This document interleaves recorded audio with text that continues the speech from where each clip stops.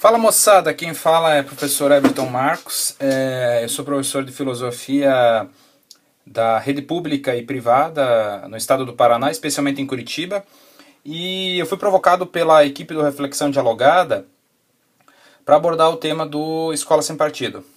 Bom, eu vou tentar, na medida do possível, falar alguns aspectos que já não foram tratados em outros vídeos, né? Existem muitos vídeos interessantes e muito competentes que abordam, então, o Escola Sem Partido. Bom, a ideia geral, então, do Escola Sem Partido, de forma muito resumida, começa há um bom tempo já, né, capitaneada pela figura do Miguel Najib, né, advogado de Brasília, então, que lança essa proposta, ajudado por outras pessoas também, e que tem por intenção combater o processo de ideologização dentro das escolas e também dentro das universidades, porque eles acreditam então que haveria um intenso processo de imposição ideológica por parte de professores na educação básica, ou seja, no ensino fundamental e médio, e também na universidade, mas o foco principal deles, ou mais direto, então, é com a educação básica, né? Bom, Escola Sem Partido, então, resumidamente, aborda isso, né? Uma proposta que quer acabar com as imposições ideológicas e acabar com o partidarismo no interior da escola, criando uma escola sem nenhum partido, o certo? De forma neutra, aí, poderíamos dizer assim. Mas para quem quiser ter um pouco mais aprofundada a ideia de Escola Sem Partido, tá? O Jonas vai colocar o link do site deles, eles possuem um site, então, que é possível tomar um contato mais direto aí, sobre o que eles pensam. Bom, o Escola Sem Partido ele parte de um problema lógico básico, tá? Boa parte dos alunos do ensino médio estuda lógica no Brasil, ou princípios básicos da lógica, e estudam o que é uma premissa. De forma muito resumida, uma premissa é uma ideia inicial, ou seja, ela prepara então um argumento para que ele seja conduzido, ela faz parte de um argumento, a premissa.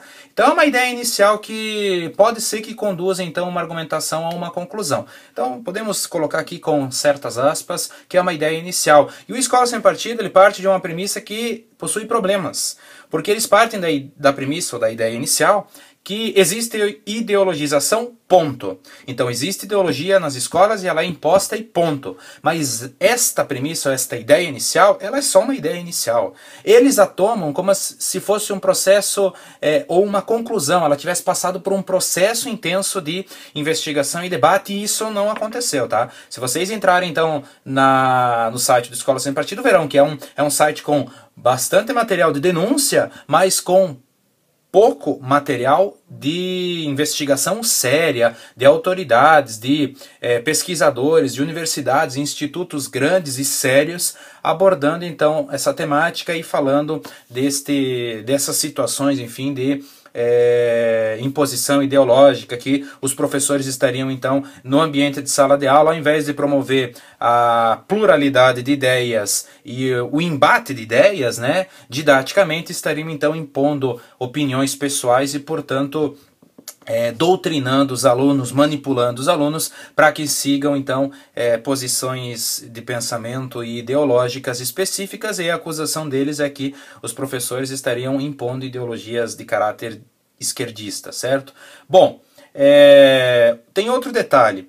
O Escola Sem Partido erra num segundo ponto lógico, que é qual? Tomar casos particulares como se acontecessem numa forma generalizada, ou seja, eles universalizam casos particulares. Sem sombra de dúvida, se nós pegarmos o Brasil, um país gigantesco, ocorrem, e provavelmente ocorrem, situações de imposição ideológica, certo?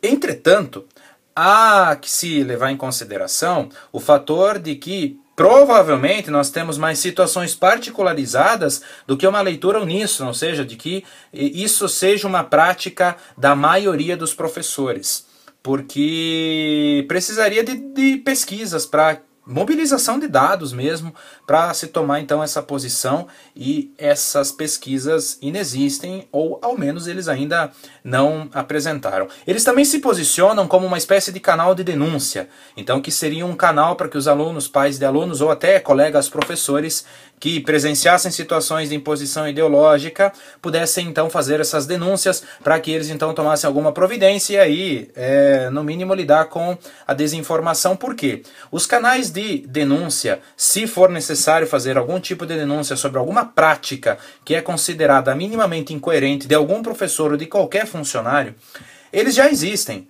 Todas as secretarias de educação, sejam dentro dos municípios, dentro dos estados ou no país como um todo, existem canais de ouvidoria. E as pessoas podem fazer as suas denúncias de forma anônima ou identificada. Então, assim, a ideia de que o Escola Sem Partido seria um canal para se denunciar, para se tomar providências, ela é falsa. Não acontece porque esses canais já existem. Em grande medida, o Escola Sem Partido ele é um nome bonito, mas com um conteúdo bastante prejudicado. Se lembrarmos da mitologia, o Escola Sem Partido pode ser relacionado à ideia de Troia, ou seja, do cavalo de Troia. Ou até do vírus, né, Troia, do cavalo de Troia. Por quê? Porque é uma coisa que adentra, certo? Adentra um espaço e que por fora parece muito bonita e tranquila, mas por dentro ela gera, então, o real conteúdo dela é muito problemático. Então, Escola Sem Partido é, sim, uma espécie de cavalo de Troia, porque por fora tem uma ideia e um slogan bonito na Escola Sem Partido. Então, agora nós não teremos mais problemas de politização, ideologização, vamos discutir de forma plural, então vai ter discussões muito acaloradas de todas as possíveis concepções ideológicas. Não, isso não é assim, tá? Então há quase uma caça às bruxas, no sentido medieval mesmo da coisa. Uma caça às bruxas, a supostamente professores que pensam de forma esquerdista, e aí estariam mobilizando e manipulando esses alunos e têm que ser caçados, denunciados e tirados da atividade docente porque estão acabando com a mente dos jovens, pervertendo os jovens para que se tornem todo tipo de coisa estranha e que aí eles estariam então destruindo e contribuindo para o solapamento da família brasileira. E daí, bom, eles não dizem qual família e qual modelo familiar, esse é um outro problema, né?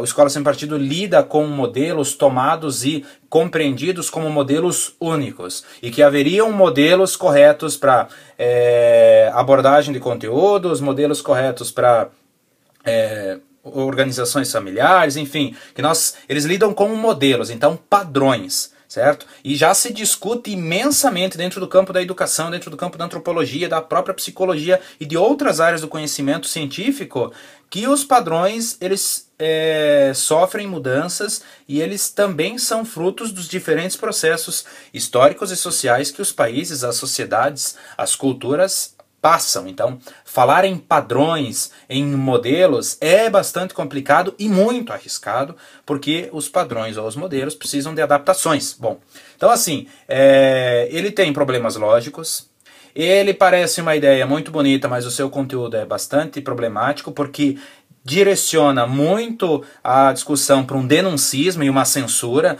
Então vamos atrás de professores que estão fazendo isso e supostamente manipulando a mente dos jovens e vamos denunciar, ao invés de construir e defender o espaço da escola como um espaço democrático, de debate, de pluralidade de ideias, certo? E de um espaço que precisa de severas mudanças primeiramente do campo de vista estrutural. Há pouco mais de um mês atrás, nós brasileiros, então milhões de brasileiros estiveram presentes em boa parte das escolas públicas do país para votarem, enfim, participarem do pleito eleitoral.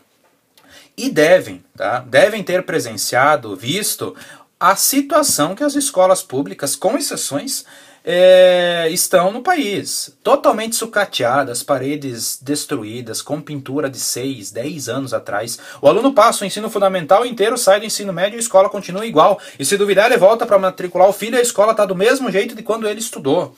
Então, assim, totalmente sucateadas, algumas com paredes ainda de madeira, com goteiras, com buracos nas salas, carteiras que não se ajustam direito, né? Eu tive diversos alunos que me disseram, nossa, eu fui fazer o Enem e aí fiz uma escola pública e fiquei com o corpo inteiro dolorido porque aquelas cadeiras são impossíveis, era difícil fazer a prova. Então você imagina uma pessoa formar-se do básico, né, lá Fundamental 1, Fundamental 2, ensino médio, sua formação inteira em carteiras que ficam trepidando, se movimentando o tempo todo porque são inadequadas, porque a estrutura física é totalmente inadequada, o quadro é muito ruim, as cortinas, quando existem, já estão em estado de calamicidade, calamidade. Então assim, não tem equipamento eletrônico, não tem acesso à internet, não tem laboratório de informática, não tem laboratório de física, de química, de biologia, não tem livro.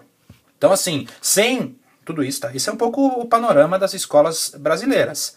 Mesmo assim, professores conseguem promover processo de doutrinação e manipular os alunos para que eles sigam certa conduta ideológica, política.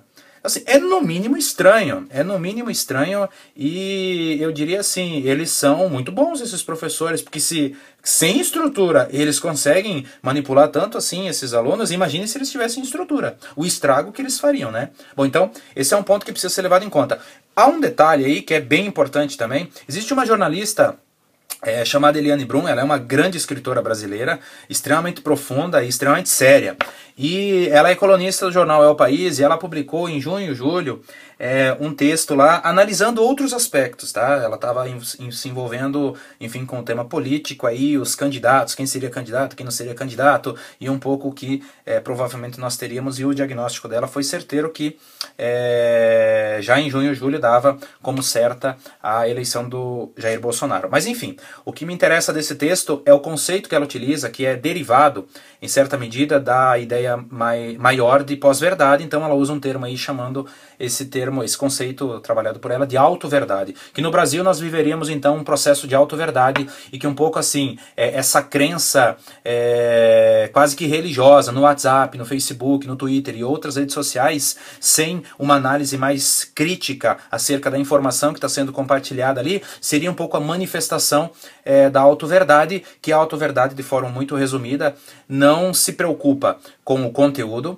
e também não exige a necessidade de uma autoridade, de alguém sério, de uma pessoa que tem gabarito, que estudou, enfim, que é reconhecido cientificamente como uma pessoa que tem valor no seu discurso, que não tem necessidade dessa autoridade. Então, assim, esse conceito ele pode muito bem ser utilizado para entender a situação de escola sem partido, porque a escola sem partido ele se encaixa dentro dessa estrutura, a meu ver, de auto-verdade. Porque ele já tem a verdade pronta, existe ideologia, ponto. E ela precisa ser combatida, e é uma ideologia de esquerda e ela precisa ser destruída.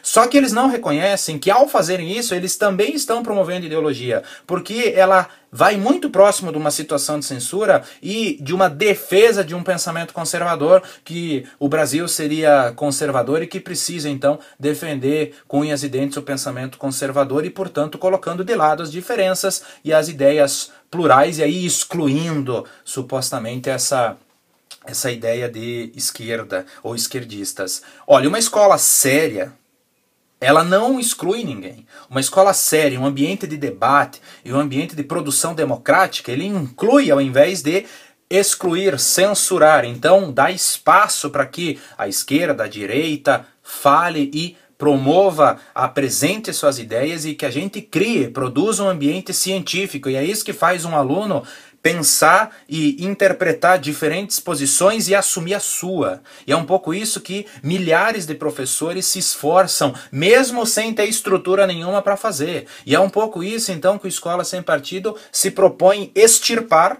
para ir impor aquilo que eles defendem, e que sim, é um processo ideológico, tá?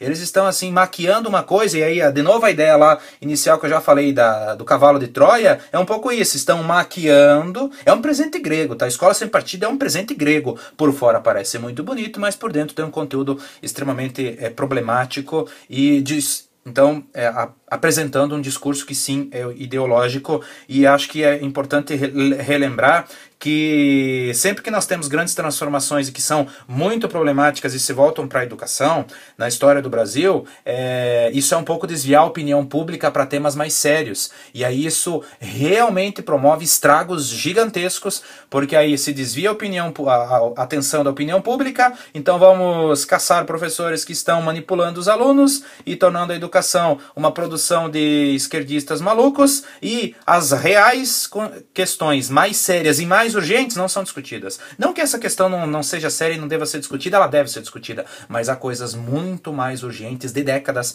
que a gente precisa levar em conta e discutir. Espero que tenha ajudado. É isso, minha gente. Vamos tomar cuidado com a Escola Sem Partido. Um abraço.